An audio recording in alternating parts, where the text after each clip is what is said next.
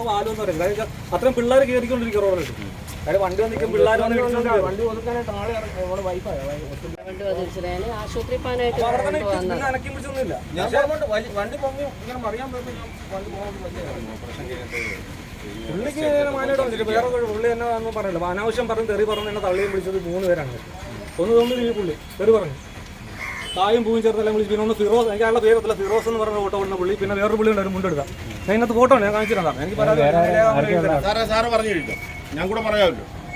സാറേ ഞാൻ ആദ്യം വന്നിട്ട് സാറിനോട് പറഞ്ഞത് സാറേ മാന്യമായ രീതിയിൽ അങ്ങനെ പറഞ്ഞ് സാറ് തീർക്കും. സാറൊന്നും നിർത്താം. സാറ് പറഞ്ഞു കഴിച്ചല്ലോ. ഇത് ഒരു പ്രാവശ്യമല്ലേ ഇതിപ്പോ 3ാമത്തെ പ്രാവശ്യം. ഇത് ഇവിടുത്തെ 2 വണ്ടിക്ക് ഡ്രൈവർ എന്ന് പറയുന്ന വ്യക്തി വട്ടം വെച്ചിട്ടുണ്ട്. ഞങ്ങൾ നേരെ ഗണേശ് സാറിന് പരാതി കൊടുക്കാൻ പോകും.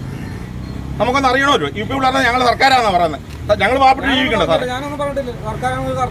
ഇപ്പോൾ അഹങ്കാര വർത്തമുണ്ട്. ഇല്ലെങ്കിൽ ഞങ്ങൾ പറഞ്ഞല്ലോ സാറേ പൊക്കോളം പറഞ്ഞല്ലോ. ഈ പുള്ളി ഇപ്പൊ സാറിനോട് പറഞ്ഞല്ലോ.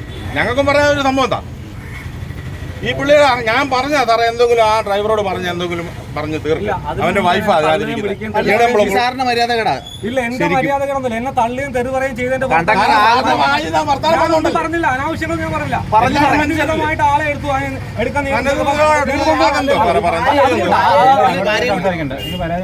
എനിക്ക് പരാതി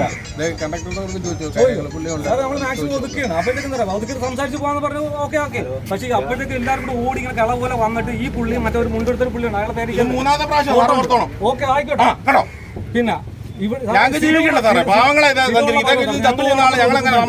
ഇത്ര റോഡിന് നടുക്കോട്ട് കയറ്റിട്ട് വണ്ടി അവിടെ കൊണ്ട് കൊടുക്കും. ഇത് നടുക്ക് നിർത്തിയാണ് ആളെ എടുക്കുക. ആ പുള്ളിക്ക് അവിടെ പുറകെ ചവിട്ടി ഇവിടെ നിർത്തുക.